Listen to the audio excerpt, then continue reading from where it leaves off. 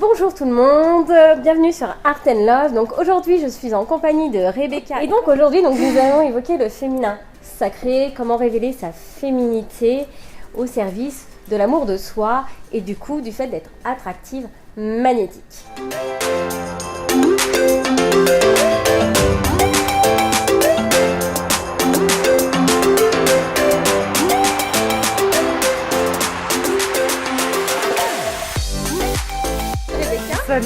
Salut Aurélie. Tu vas bien? Oui, Bon, je suis intimidée, je t'ai dit.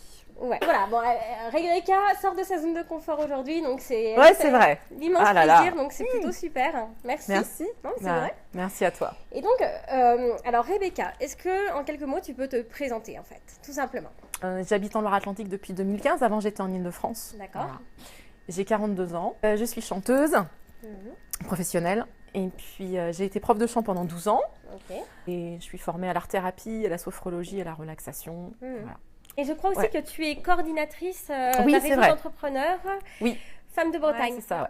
C'est Ouais, je suis coordinatrice du secteur de Pornic, D'accord. Pays de Ré, Mm. pour Femmes de Bretagne, qui est un réseau de femmes, Mhm. en particulier de femmes entrepreneurs, mais pas que. Mais pas que. Voilà. D'accord. Donc j'organise des rencontres, voilà, tout simplement. Pour moi, c'est l'essence de la femme, c'est-à-dire la femme dans toute sa splendeur, on va dire, D'accord. et aussi dans ses valeurs de femme. Voilà. Lorsque tu dis dans ces valeurs de femme, Ouais. c'est-à-dire? Bah, je pense à ce qui caractérise la femme, hein, mais sans que ce soit péjoratif. La douceur, l'empathie, la sensualité. D'où est venue l'idée en fait de travailler sur le féminin sacré? Oui, Est-ce que c'est lié à ton histoire personnelle, par exemple? complètement. Ouais. Ok. Ouais. Tu veux nous en dire un peu plus? Oui, je là-dessus? peux, oui. Oui, c'est venu de mon vécu, là, surtout des 4 dernières années, qui ont été les 4 années les plus extraordinaires de ma vie, vraiment au sens propre du terme, voilà. Qui ont été 4 années très éprouvantes en tant que femme. Et d'avoir traversé tout ça, c'est ça qui a émergé, en fait.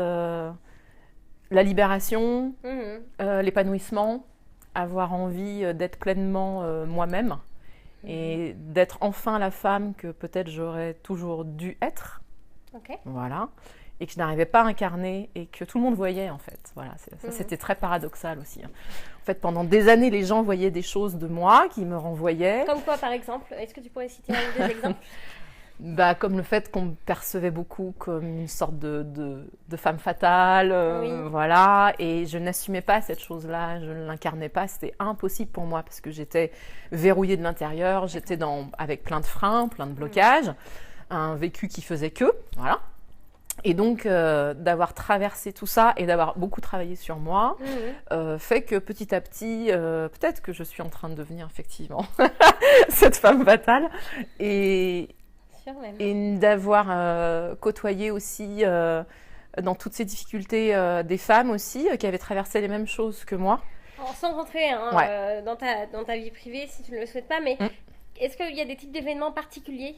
Oui, bien sûr. Parce que voilà, des ruptures sentimentales très fortes et puis des plongées, je dirais, abyssales, vraiment, a pu avoir envie de continuer, de vivre, voilà, d'avoir vu des choses comme ça, très noires, et d'avoir vu le vide de près, si je puis dire.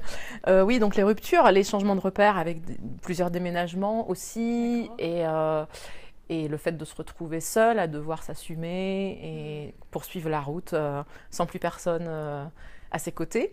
Et je rajouterais aussi la perte de mon chien qui a été un événement très important pour moi parce que c'était un compagnon justement primordial. Ces 4 années-là, ça a été que des deuils en fait. Voilà. Donc, et parfois, il y en avait plusieurs en même temps. D'après toi, à quoi sert d'aller à la découverte de son féminin sacré? Ça sert à vivre mieux, ça sert à s'épanouir. Maintenant, je fais le distinguo moi, entre le bonheur et l'épanouissement. Alors, c'est subtil, hein. Ah, mais c'est intéressant, vas-y. Même dans mes vies d'avant, où je n'étais pas épanouie, voilà, j'avais des moments de bonheur. Voilà, parce que j'avais des choses extérieures, ne serait-ce que mon chien ou voilà, d'aller dans la nature, quand je donnais des cours, ce que je développais avec mes élèves, etc., ou quand je chantais en concert. Voilà, ça m'apportait du bonheur. Mais c'est vrai que en tant que femme, en tant qu'être humain, j'étais pas épanouie. J'ai mis très longtemps à m'en rendre compte parce que je pensais que la vie c'était ça, je pensais que c'était normal. Donc déjà, bon, je suis un petit peu longue à la détente, mais déjà c'est un processus qui a été très très long, voilà, de prise de conscience successive. Et après, de trouver la force et le courage de dire j'arrête ça parce que je veux autre chose et je sais pas où je vais, mais il faut que j'arrête ça parce que sinon je saurais pas. Voilà. Et donc du coup maintenant je distingue le bonheur de l'épanouissement. Pour moi, l'épanouissement, c'est se réveiller en ayant envie de vivre déjà, parce que moi, ça n'a pas été mon cas pendant très très très longtemps. Donc déjà, ça, c'est une victoire absolument énorme. En ayant envie de vivre, en ayant envie de faire des choses, en sachant que la journée va être riche, agréable. Par exemple, ce matin, je me suis levée, je savais que j'allais te voir, te rencontrer, que j'allais faire ça avec toi. Et ça me remplissait de quelque chose qui est de l'ordre de la joie du cœur. Voilà. Tant que le cœur ne vibre pas, pour moi, ou le corps ou le cœur, voilà, c'est que, bon, peut-être la fibre n'est pas là. Et donc, je préfère maintenant être épanouie que d'être à la recherche perpétuelle d'un bonheur. Du coup, je me suis rendu compte que l'épanouissement, c'est moi qui pouvais le cultiver. Voilà. Et peut-être que, oui, le bonheur, il existe bien sûr, et peut-être qu'il va découler de tout ça. Découvrir son féminin sacré, si j'entends bien, ça sert à être épanoui en fait. Pour moi, ouais. Pour toi. Et surtout, oui, voilà. L'épanouissement que tu as décrit. Absolument. Et ça relève aussi quand même de la liberté pour moi, de la liberté d'être. De la liberté d'être en tant que femme. Absolument. Et de la connaissance de soi. Et pour moi, c'est la quête de toute une vie, donc c'est important. Ok, top, merci. Quelle incidence ça a dans tes relations, en termes de séduction, par exemple? Je commence à sentir la différence. Je suis en train de dépasser, je pense, la dépendance affective que j'avais, qui est absolument énorme, déjà chez moi. Et de retrouver ma puissance, c'est-à-dire de se réaliser, en fait. Tu te réalises, d'accord. Voilà, okay. je commence seulement. Je pense que c'est lié. Voilà. Après, en termes de séduction, je me sens mieux dans ma peau, je me sens mieux dans mon corps. Donc, du coup, ça a augmenté cette attraction naturelle. Et je me sens plus sereine aussi. D'accord, plus sereine. Alors, sereine. Sereine. Ah, oui. Reine et sereine. Ouais, c'est marrant que tu aies entendu ça. Moi, j'ai entendu reine. T'as entendu plus reine, et moi j'ai dit plus, et j'ai dit plus sereine. Mais pourquoi pas, si tu veux, oui, peut-être.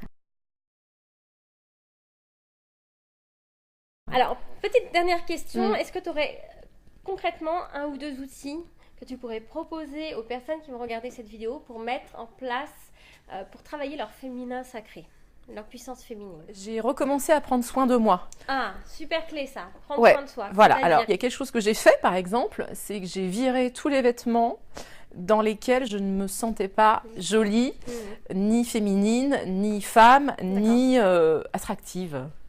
Et même quand je suis à la maison, je mets quand même des... Alors, je suis pas comme ça, à la maison, toute seule, voilà. Je suis en mode quand même à la maison. Cocooning, quoi. Voilà. Mais je mets quand même des vêtements qui me mettent en valeur. Voilà. Et là, c'est pour moi-même, même si je vois personne, que personne va me voir, etc., et que je vais juste sortir le chien, la sienne sous la pluie. Voilà. Ça, c'est important pour moi. Et... j'ai recommencé à me maquiller un peu plus aussi, même cet été, quand j'allais faire ma balade avec le chien. Je me maquillais quand même, voilà. On ne sait jamais. On ne sait jamais. Trop de suspension. Non, mais... quelqu'un par l'attraction passe par là. Rebecca est célibataire. C'est un cœur à prendre et quel cœur. D'accord, ok. Donc, si je comprends bien, pour résumer un peu ce que tu as dit, féminin sacré, donc pour avoir accès, c'est s'épanouir au quotidien. S'épanouir, ça veut dire faire un travail sur soi, être plus soi-même. Ouais. C'est faire des choses qu'on aime. Faire des choses qu'on aime, prendre soin de soi. Je fais beaucoup de choses qui me plaisent, que j'aime et qui me passionnent. Voilà. Ok, très bien. J'ai éliminé les contraintes les unes après les autres. Top. Donc ça, c'est un super outil. Si je comprends bien aussi, donc prendre soin de soi au quotidien. Ouais. Et puis de son corps, de sa peau, faire les choses en conscience en fait. Conscience. Voilà. Même de prendre soin de son corps, de mettre une crème, une huile, etc. Je le fais en conscience en me disant que mon corps c'est mon véhicule jusqu'à la fin de mes jours, que à nouveau, voilà, j'ai envie d'être bien parce que j'ai été tellement mal pendant tellement longtemps et j'étais tellement coupée de mon corps aussi, j'avais grossi, etc. Voilà. Et depuis que j'ai largué quelques paquets, si je puis m'exprimer ainsi. Émotionnel, absolument, ouais, tout à fait. Ouais. Et comme par exemple, moi j'aime l'eau, donc de retourner à la piscine, par exemple, donc sentir le corps dans l'eau, d'aller au hammam, au sauna, voilà, toutes ces choses-là, ça m'a aidée en fait. À prendre soin de soi au quotidien, oui. Tout ça, ce sont vraiment des choses que vous pouvez inclure dans votre quotidien pour commencer à retrouver la femme qui est en vous et reprendre votre puissance féminine. Oui, même si ce sont des petites choses. Même si ce sont des qui petites paraissent choses. banales, ouais. Et ben voilà, comme Rebecca a cité quelques exemples.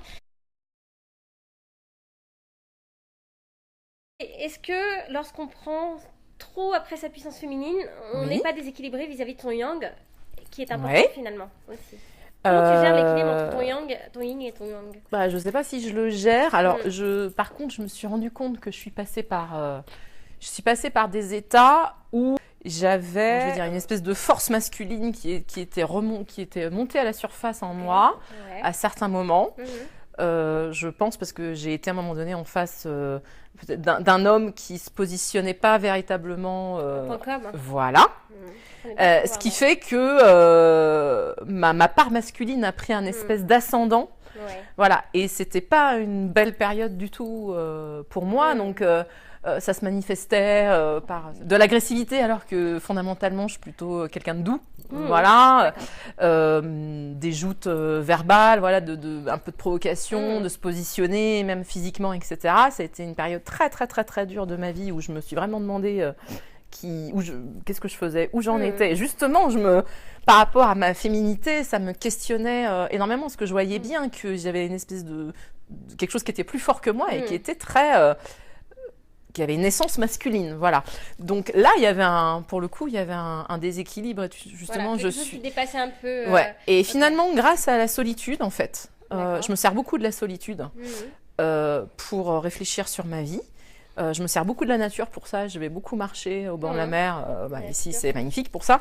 Je me sers beaucoup de la nature pour ça, pour penser, méditer et avancer.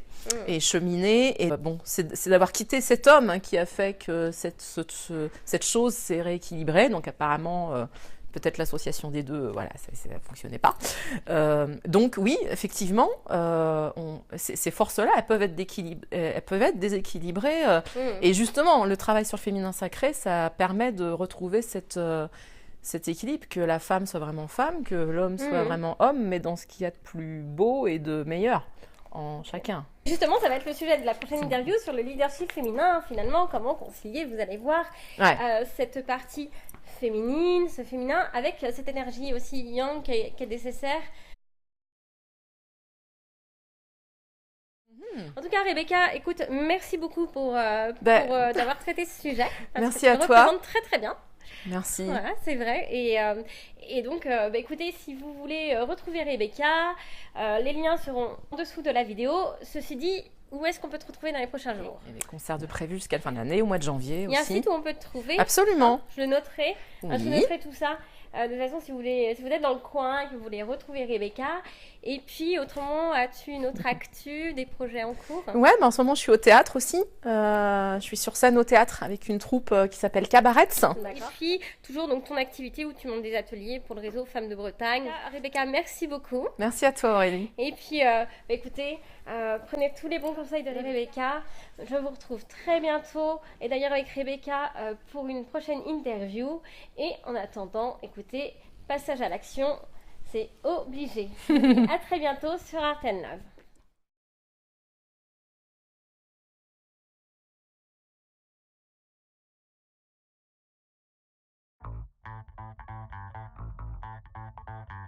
Ouais, c'est...